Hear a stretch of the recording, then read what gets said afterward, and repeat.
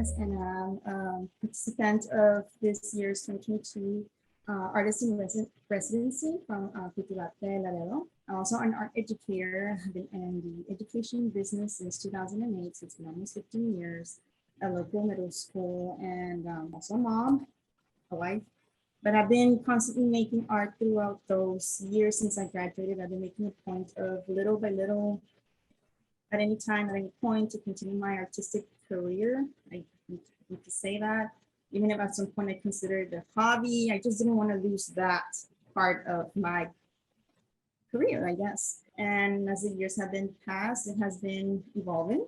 This opportunity presented itself to me, so I'm very grateful to Cultivarte, and here I am, very grateful with a very warming heart that I got to continue my love for art. And now I'm here with a former colleague and former Tammy U friend, Bernie.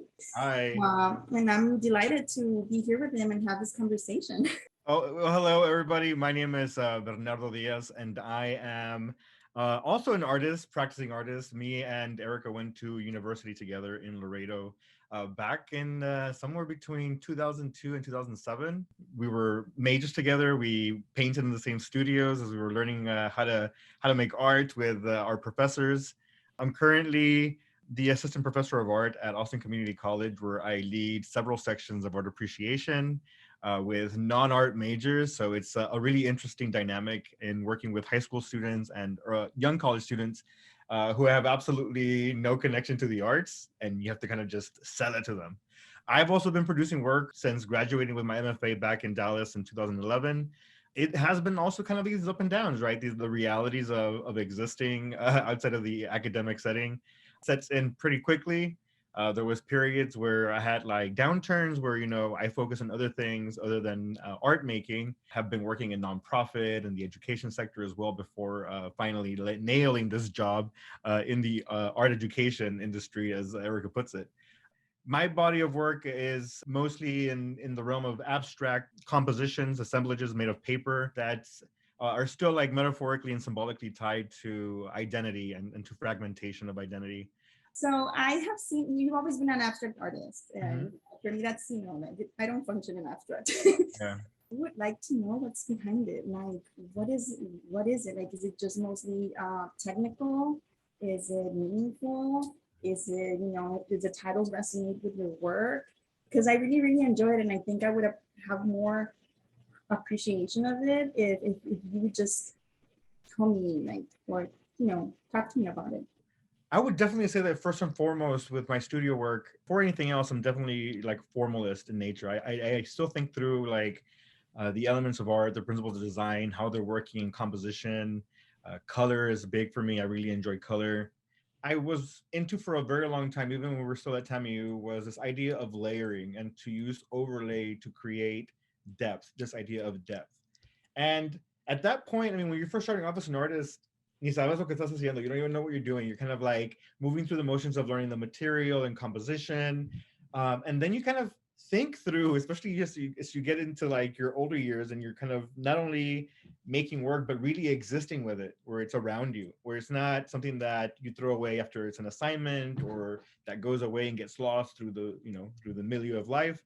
You start kind of thinking through that. And I started really kind of realizing that I had this very interesting connection to almost like a maximalist kind of taste, right? I really like visual abundance in the work.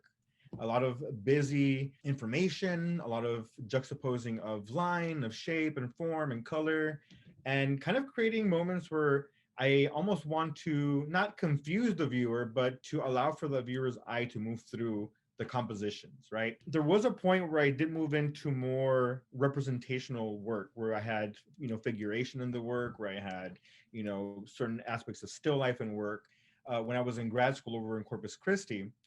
But I kind of went through the stage of pushing through this idea of representation that was really kind of imposed on me, right? Because the professors were kind of really egging me on to kind of step away from abstraction for a bit.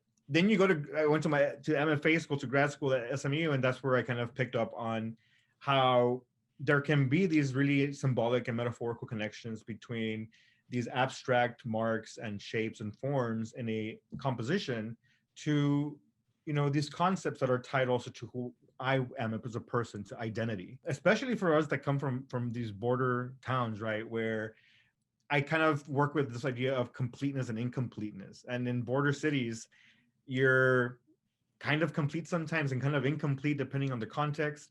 And that also played into this idea of fragmentation.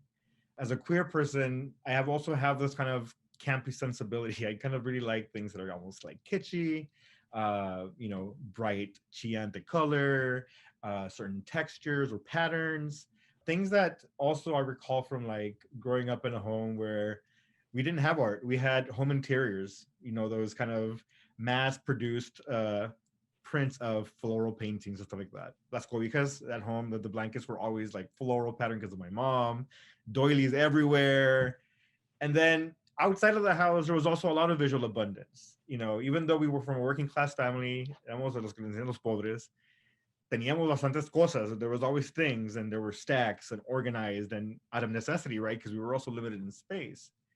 And so even that also comes into the work, because while in grad school I was making these big compositions, when I got into reality outside of the academy, the work shrunk. It got really tiny. And the reason is for several, right? I have to store it somewhere. Mhm. I want people to be able to buy my work, and it's easier to sell small works versus big gigantic works. It's kind of like no quiero empalagar with too much visual information. I don't want to overwhelm. So because there's so much going on in the compositions, they have shrunken down. It's a matter of going through a process of taking little fragments that I create, juxtaposing them between words and images, combining them, and then breaking them apart only to put them back together. And so that's what I've been doing for the past couple of years, since right before the pandemic. And I think that the pandemic was kind of fruitful in a sense, despite the tragedies that happened. Having that time, having that not only time from having to not have to move around for work, but also the mental capacity to think through what you're doing and constantly being in front of your things. It really took off, and it was a really interesting dynamic. How did you experience one? How have you experienced since you left school, the university? It resonated a lot that you said, like reducing the work.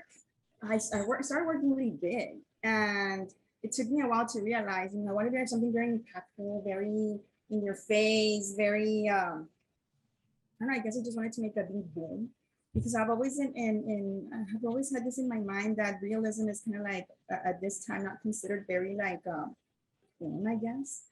So I was like, I have to make it like an impact. But it took me, even though I didn't have children, it took me like a while because I didn't have a studio. We were renting a home. We were not supposed to paint. I was an oil painter. But I was moving. And, life gets in the way, my job, whatever. And I wasn't getting nowhere because my pieces were too big. I started to have, I decided to have a family, and I started doing colored pencils. I was like, you know what? Oil paints, it's not going to work. My kids, the fumes. I'm just going to start working with colored pencils, but the same thing happened. Was a lot of detail, a lot of hours. I really enjoy them so much. I really like them. They were more cryptic, not so much, I used to do a lot of self-portraits. It was still the same sense of imagery with symbolism, personal, because I put a lot of personal stuff in it. But again, it was taking me months because I'm like a detail person. But I just had this idea that I want to enjoy my artwork, and I want other people to enjoy it and look at it.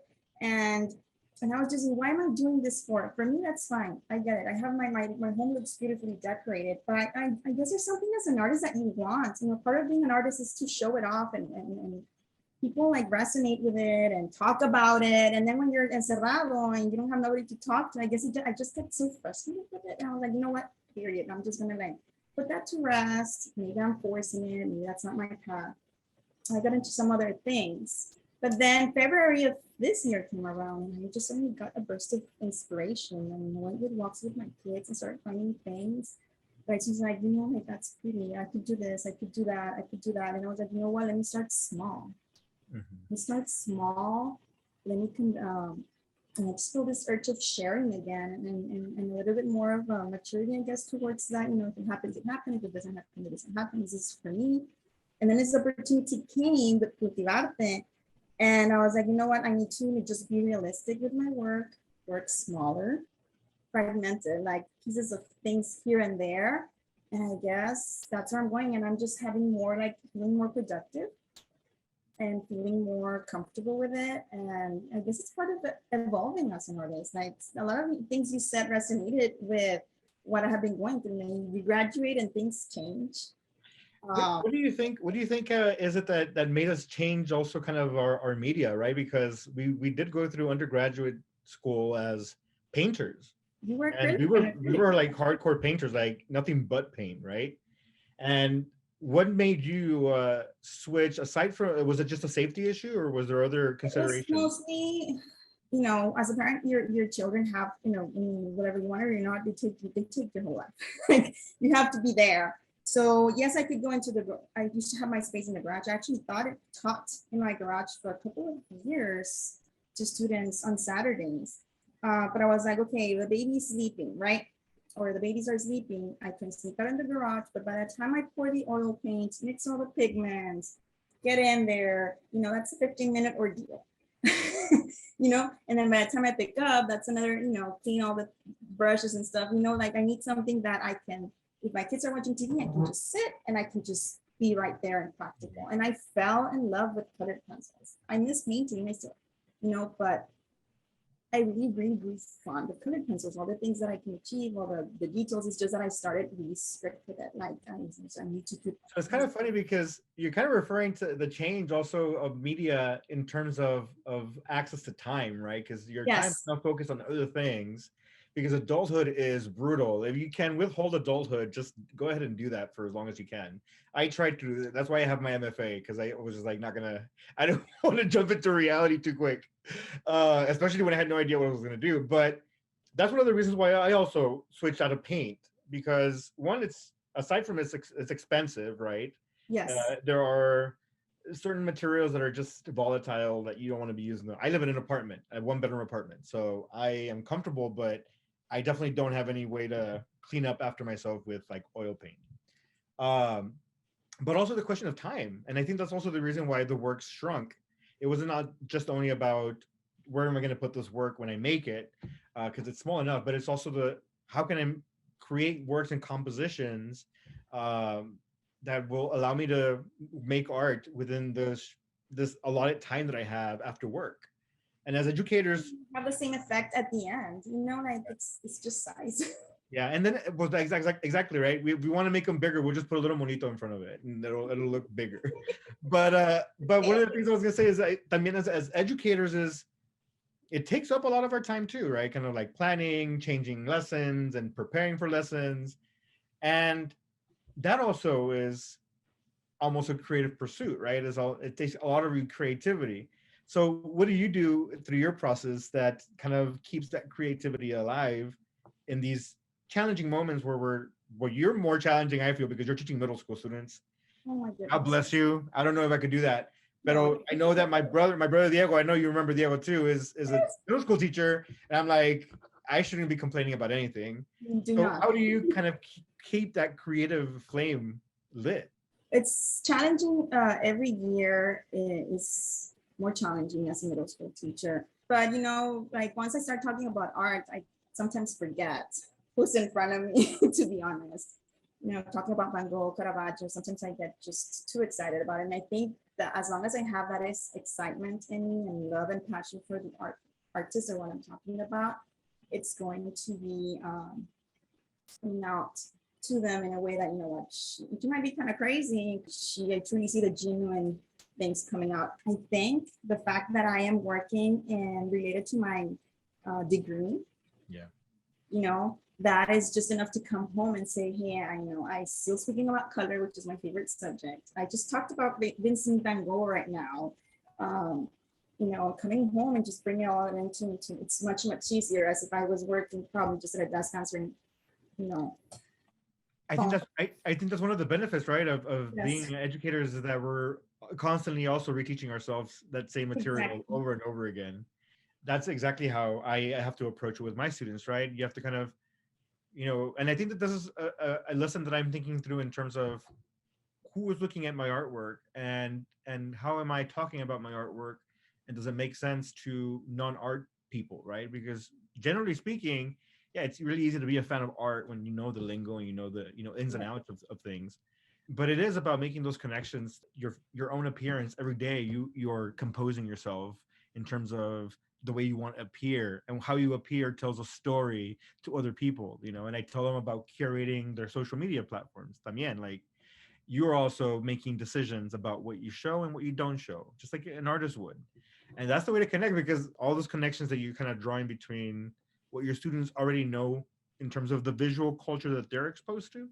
Not a lot of our students, I don't know about your, but a lot of our students have never been to museums, even though they live here in Austin. In that sense, it also kind of reminds me, right? Peladito, before you even went to college, the only thing that you had connections to artworks, or also the illustrations in your book, or the Disney movies that your parents would buy you, all these other things. And to kind of really appreciate how those things tend to influence, both consciously and subconsciously, the way that we manifest the content and subject matter of the work. Are you still pulling from that same conceptual framework of utilizing your pet rabbit as almost a metaphorical stand-in in the current body of work that you're working in, or are you using new iconography and symbols? In my college years and a couple of years post college, I used the rabbit symbol. The colors and the shapes were intentional to represent something, but a little bit more blown up for you not to see the whole image. And then with the self portraits, because it was just me, so it was very kind of like literal that it was involving me. By repeating the rabbits, I knew it was a constant about me. The moment the paints got bigger, and like, I was exhausted of them, and I was like, you know what, this might raise a lot of questions that I might not be ready to answer, because it's my face in there. As an introvert, maybe I just don't want to be that open if I exhibit and the questions come. Am I ready for this? Even though I did love, and I still have sketches of things that I would have loved to do at that time. And I was like, no, I'm just over the self-portraits. It's an error. It's, sometimes you know when to continue the same, and sometimes say, no, that's it. But then, birds of the brush came in, and I was like, you know what? I love birds. I really do. Like, they're beautiful. I was like, I'll just participate. I'll just get myself in the scene. I warmed up, figure this colored pencil thing out. And I just loved the process.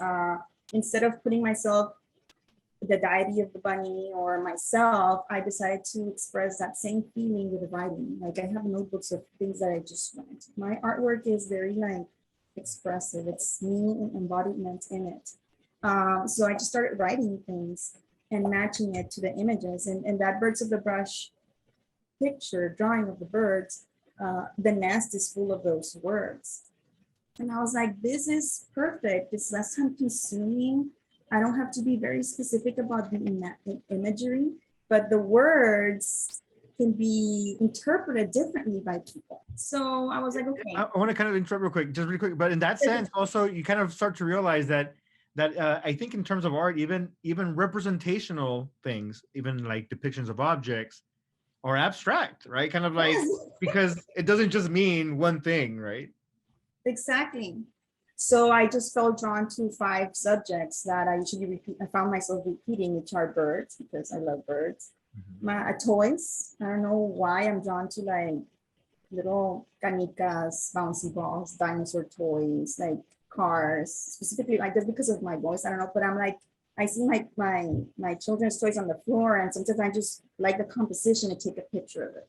Flora, like flowers, my self-portraits, and then the idea of vanitas, like leaves that are on the floor, like things that people usually don't find beautiful, but I love the composition and I just take pictures. So I've delved into my fixative series on those 5 constant images. I just kept it into those 5, and it's just like, okay, what is it behind it? Well, the images itself is literally just things that I like, and it's like, it sounds kind of like but in the end, things that you like are part of yourself.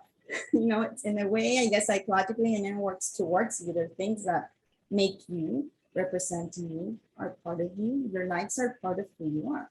So I don't know what's the psychology around it, but when this opened, I became more minimalist. I was like, you know what? I'm just gonna put no background, so it's the image by itself. For this series, it's mostly the vanitas, because I used to take walks during COVID as well with my kids, and I would just find random stuff in the floor, like shoes, uh, contraceptive The pills, chancla, you found a chancla, right? chanclas, pregnancy tests, like things like, what the is this doing here? You know, like, and I would be walking, imagining like, you know, no se puede haber caído a la bolsa, sí, but others is like, what is this doing here? And I started wondering about the stories, and I was like, and I would take the picture like, you know, an artist never leaves us, like in a compositional way, so it's centered or off to the right or to the left. I was like, I'm doing artistic stuff with trash. So I was like, you know what? That's cool. Let me just work with that. I mean, if I find it beautiful, because I do, I mean, why not put it out there? And people usually don't look at things the way I do. So if it makes people comfortable or uncomfortable, I'm just, you know, put it out there for people to see.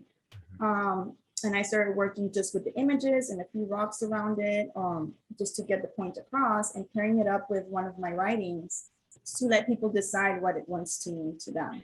Going back to the idea of what you were saying, that these objects that you tend to pick as subject matter are almost biographically tied to who you are, right? I also completely agree with this idea that objects have biographies, especially art objects. And when you're thinking about picking up like these fragments, these things that are now, like what you said, just detritus, this trash, right? Those things also have the story. And I was recently at this performance / installation. In it, there's this kind of narrative about this scientist who in the future is kind of scavenging these pieces of trash and placing them in museums because they see them as the archaeological remains of a prior society or civilization. And so that resonated with me on that level. But I do agree. I think that there's something really interesting in the sense of utilizing this juxtaposition of word and image, and how that almost creates all these diverging possibilities of meaning. And if you can do that with one word, I do the same thing almost with my titles. As I'm moving through the work, I'm trying to pull away from the original words and the original images that I'm using in the work. I don't want people to try to read words in the work, in the composition. I want those letters to fall apart and to turn into form and shape and line. I want to reduce them back into pure image, pure form, right? And then the titles come in, and the titles, man, sometimes I ask people like, hey, what should I title this work? Or I'll be listening to a song and it's a lyric, or my mom's talking to me on the phone and I'm like, oh, that's an interesting thing that you just said. Let me put that as a title. And it has nothing to do with any of the content, but it does what you just mentioned, kind of like it opens up the possibility of meaning, because now you have this extra like stimulus or stimuli, right? Kind of like, hey, you might want to think about this. One image meaning different things to different people, which by the way, I really love those ketchup packet. They're fantastic. I was looking at them on Instagram and they're just awesome. And I think it is because it is both representational and also abstract, right? And the way that they're crinkled and wrinkled, and the way that you apply the color of the color pencil on the paper. And in my work, I think that is what I'm pushing to an extreme, right? Kind of like to confuse, to create almost like these glyph-like objects from the images, responding to them, and seeing where that takes us. So you start with a visual image, like you sit down when you work and you say, I'm looking at, are you actually looking at something? Sometimes I take photographs. In fact, some of the current projects that I'm working on right now, I'm starting to use photography a bit more. But sometimes I borrow images from online because there's a whole mess of images on there. I go and discover other images that kind of resonate with me also based on things that I like to look at and things I like to have around me. Everything I start digitally, either on Procreate through my drawing tablet or on Photoshop by layering images, and then from there I print them out as either SVG files, which are just vector files, and I have this little cutting machine that cuts the shapes for me. I have the words that are the shapes that will be cut out, and then I have the images that get cut. And so you have these weird fragments that are image and word at the same time, that I then go and paste onto a little wood board or a little wood panel. Once I'm finished with that, it's already kind of abundant visually, but then I'm like, no, it needs another layer of embellishment. And through that embellishment, I'm going through the process of revising the composition, and in certain ways also omitting certain parts of the composition that get covered up. And that's also tied to this idea of how our histories and our narratives through many centuries have been Some of us have been forgotten and erased. Some of us have been remembered and revered. It's often, people that write down these histories are not only the victors, but then they leave it to like idiots to come and interpret that history now in present day. And it creates all these problems. And that's where I kind of come in with this idea of using that embellishment to try to make sense of all these parts. It's not only in the historical context. I mean, I don't know about your experiences, but in our family, there's some parts of our history that we know. There's some parts of our family tree that kind of went away. And what ends up happening is that you end up hearing all these little stories because our stories are incomplete, that there needed to be a way for us to create additional fragments to fill in all of those gaps. And so it's interesting that I'm filling in gaps and getting very maximalist about it. But your work, you're saying that you're kind of in reverse. You're going not only, well, yeah, it's smaller scale, but also you're saying that because of that, also that issue of time. And I think maybe there are these, I mean, there definitely has to be these working class sensibilities because we're teachers, but come on, I'm one accident or emergency away from just being thrown back into like, being poor again, being a solid member, a solid footing in the working class. And so there, that sensibility is interesting because you are now going minimalist with some of the backgrounds in your composition. I mean, I'm gonna be 40 years old soon, and I still have no idea where I'm at. Adulting is hard, and where I want to be yet. And I think part of the art making, this continuing art making for me, it's helpful in a way because you see growth in there. I'm pretty sure you see growth in yours too. And it's part of this experience. It's totally yours. Art making, it's totally mine. And I guess that's why I haven't let it go, because it's something that will always be mine, no matter where I'm in my life, with my family and my job, that's mine. It is a growing process and it doesn't stop. Yo también, I'm about to be 39 this year, 40 next year. So I'm right there, right behind you. And you're right that, I mean, just these realizations that I've had recently about the work that I'm making in terms of like, why am I making it? Until recently, I think that the pandemic that was where it was fruitful as well, was having time to sit and think with the work, not to have all these inputs from maybe colleagues or other artists or other creatives, even though I was on Instagram quite a bit. But also this idea, I aside from the studio work, I was also engaged for a while with socially engaged projects, social practice work. And one of the things that is clear about some of that work is a lot of it is very political or about advocacy and that kind of stuff. And I also kind of had to take a step back because I also said, is this something that I want to be doing in my role as an artist? Is it my responsibility to do this? And I know that I come from a community that has benefited from similar programs and activities, right? But at the same time, I also think like I'm a first generation artist. I grew up on the border. I have immigrant parents, first gen. And I still managed to graduate high school, go to college, get a career, apenitas, but trying to climb up the ladder. And there's an expectation sometimes of like, here, now also think about this other thing, And don't get me wrong, because I am involved politically in things, but I like to kind of keep those things separate at this point in my career as an artist, because I do, now that I'm having these realizations, and I know that there's a lot of ways that this work can deviate into these other types of projects and other things, but because it's still fairly new, this body of work, and it was also kind of accidental, you kind of just stumbled into some of these things, right? You kind of, I wasn't even paying attention to that little piece of paper over there at that side of the studio. Turns out that that's what I want to work with now, paper. And so I've also kind of used my artwork as like that beacon of light in these moments that are difficult, right?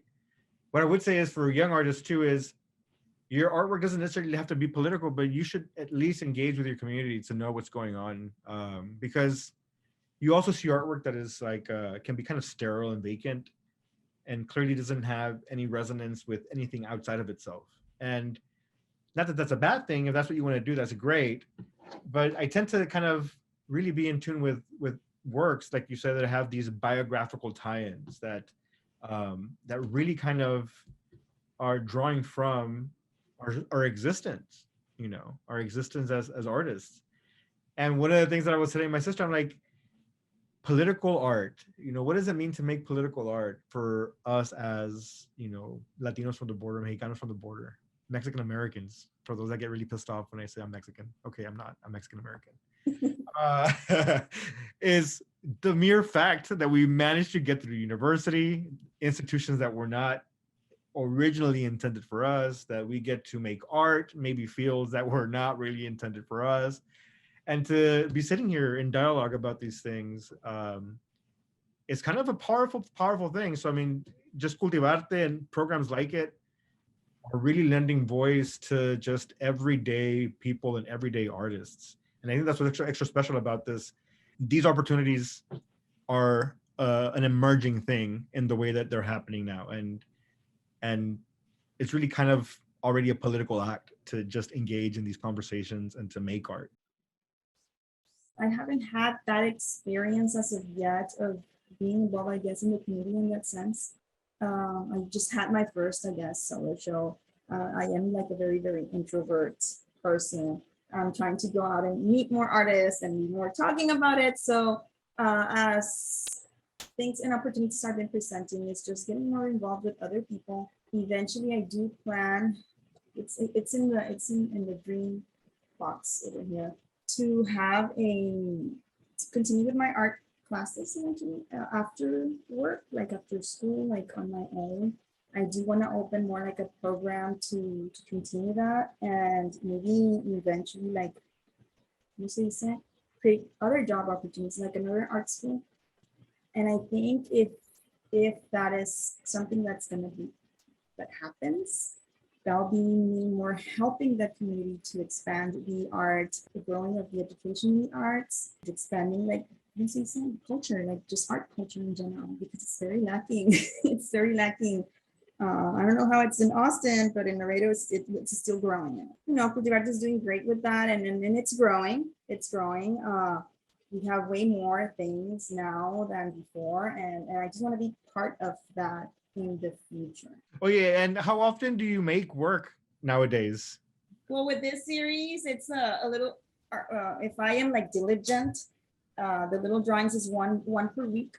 Sometimes if I'm working every day, the painting's taking longer. That's why I'm like, okay, if I make enough for a series, that'll be quick. And then what comes after, I guess it has to it come from me, where I'm inspired from. But before, like, I still have a piece right there that looks like it's not going to be finished anytime soon. It would take me months. And that's why I got frustrated. But this one, since I'm seeing quick progress, it gets me like excited about it. Whenever I think of what I would want to tell me is, as a student, is no one is stopping you from creating your own body of work at home. Like, in other words, nobody is telling you that because you have assignments that you can't do other stuff on your own. That goes back, and that's also tied to like the question of permission. I remember when I don't know how your experience was. Whenever I first graduated college, I was almost waiting for like permission from people, or like not necessarily approval, because I was not getting any kind of feedback or anything, but I was kind of weird about deviating from anything that I had done in school.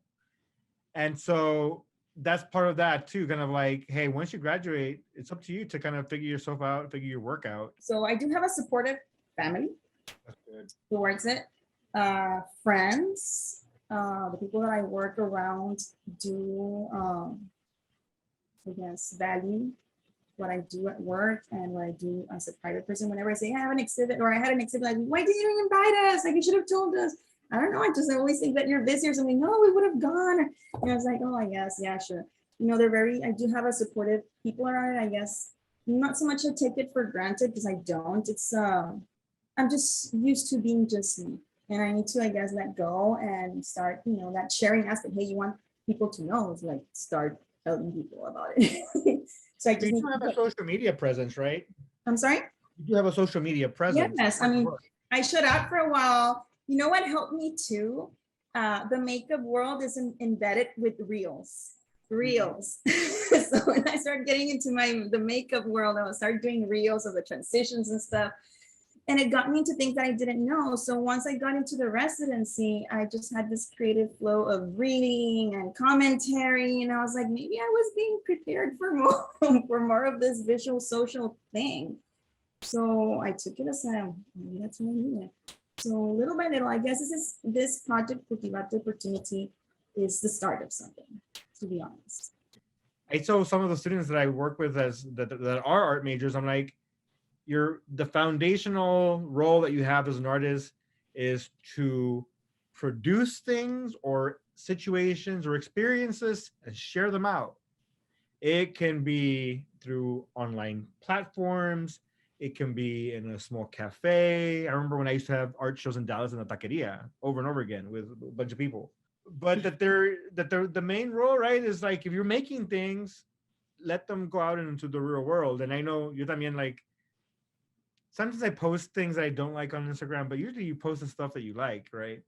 I just think it's like pongan todo, like just put it out there. Someone's gonna like it, no matter who you is gonna look at it. There's always gonna be critics anyway. But that's the primary thing about an artist is to give these like aesthetic experiences, not even aesthetic experiences at this point, right? Because it could be another type of experience, but to create these experiences for others to actually engage with. Aside from making and knowing and exhibiting and showing wherever you're showing your work, online or in physical spaces, is there's going to be these quiet moments, these periods where you produce very little or you don't produce anything at all, and that artists also need a rest, to be creative and to think through materials and to think through concepts. People forget that there's a physical aspect to making art, but there's also this whole world that exists in here. And so we talk about your introspection.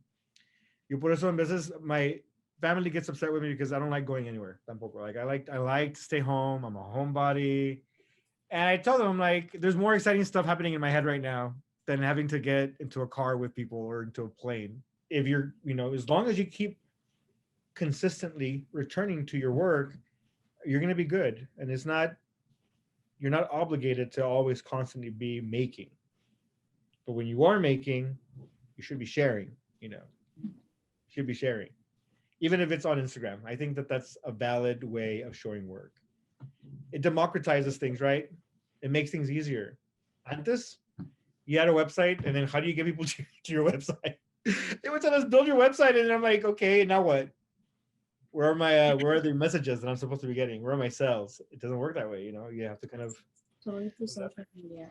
The only reason I have a website is if I ever apply somewhere, it's easier to just go to www.com instead of sending it over. Same here. You need to take one picture and just post it there and that's it. But you don't have to resend it. But yeah, I guess mostly my biggest frustration, and I guess I'm maturing into this. We all grow, we all have our limits and our frustrations and the only part that I feel like it's maybe completely myself, like that I do for myself, is art. The exercise of that one is me, my art degree, my self-expression and meditation and spirituality. I found myself sometimes that I had to fight for that time. I have to make time for this. If I don't do this, am I going to lose myself? But then you say, yeah, and you have to rest. It doesn't mean it's disappearing. It's just you need to, like, as long as you keep your mind you rested and you plan to come back, hasta con más ganas, más fuerzas. It doesn't mean it's gonna get lost, but I guess for a moment I was just too afraid that my life was gonna become entirely something else. And not to be melodramatic either, but that making art ultimately in the reality of most people is a sacrifice, right? Kind of like not only a financial sacrifice because of the materials you have to buy or the space you might have to rent if you have a studio, for those that are lucky enough to have studios, but that sacrifice of time. Like, you're a parent, you have, in that case, many jobs, right? You're like teaching, but you're also raising your kids and making sure that I don't know how you and your husband work, but co-managing the household. And I also think, like, I told my students, I'm like, they go like, when you also make art, sir? I'm like, yeah, I make art. And like, is it part of your job? I'm like, no, it's not part of my job.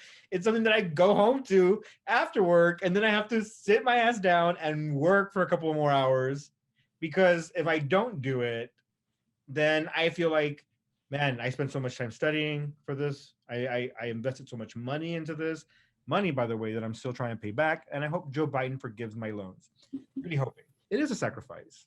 And it is, especially for working people, people that are still have to go to work and wake up really early. And, for you, again, I totally appreciate people that are parents and artists and that have kept it going, because again, it's not only a creative output there, it's a time and energy output that is incredible. In certain spaces, in certain situations, I'm also skeptical of the art world. Um, Sometimes it has to do with being othered. Sometimes it has to do with um, maybe othering myself in my mind, or and being in spaces that I'm not wholly comfortable with because I've never experienced those spaces, which is probably why I liked showing works at taquerias rather than at these formal exhibition spaces. Um, and there's this other dynamic of that in terms of my own desire to kind of be in solitude for parts of my day and parts of my working life. But again, it goes back to this whole idea of like, yeah, it is another job. It is more work, unpaid labor, and as a mother, I'm sure you know a lot about unpaid labor, Oh, yes. entire existence, right? Uh, and and uh, and that's another thing to keep in mind if you're a student in art, is that there's all these other social dynamics you're going to have to maneuver through, and that you are entering into fields that people sometimes will not take seriously, and that people don't necessarily understand, or that they have very specific ideas. I know that I get a lot of requests for like landscape painting, which I used to do a long ass time ago, lots of landscapes. Every gallery has their owner and their curators, and they want certain things. And if one as an artist wants to be part of that, like for example, my artwork, I always feel like right now it doesn't fit certain standards of certain places because, being the border, it's more border related. And, so maybe that's why I'm not very encouraging, if I don't fit, I guess, in that sense.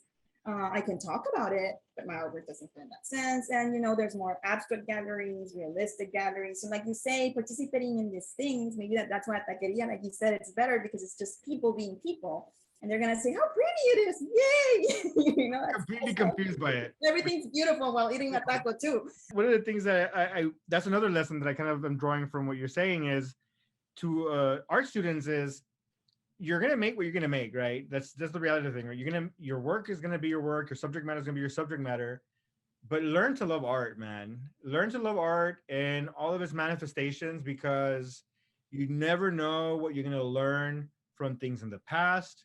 And I used to be kind of anti-art historical because I was like, I don't want to learn that shit. I was like just not about it.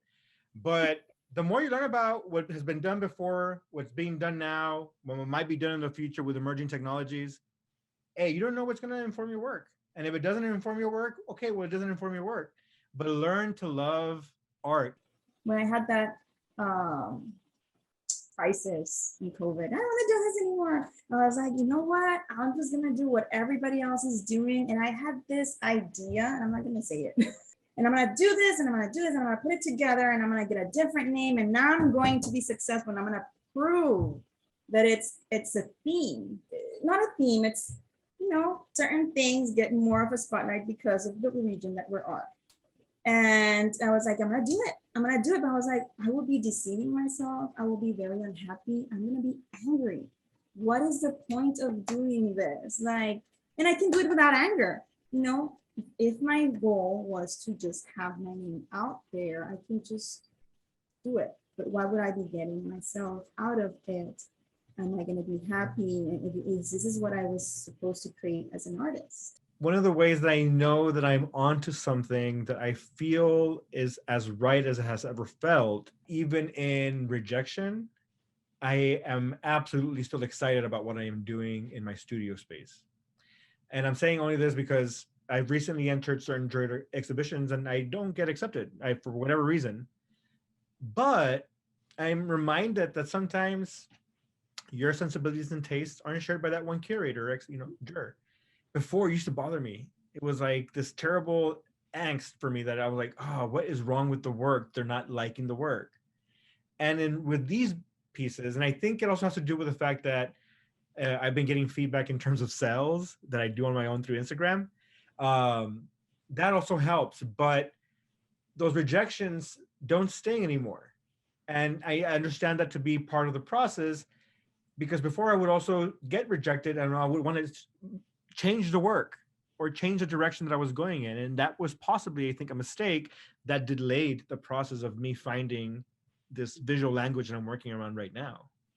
And so I think that is it, is once you start to really understand what you're doing in the compositions, and this is my context, because sometimes it's a performance, sometimes it's something else, it's a video or whatever.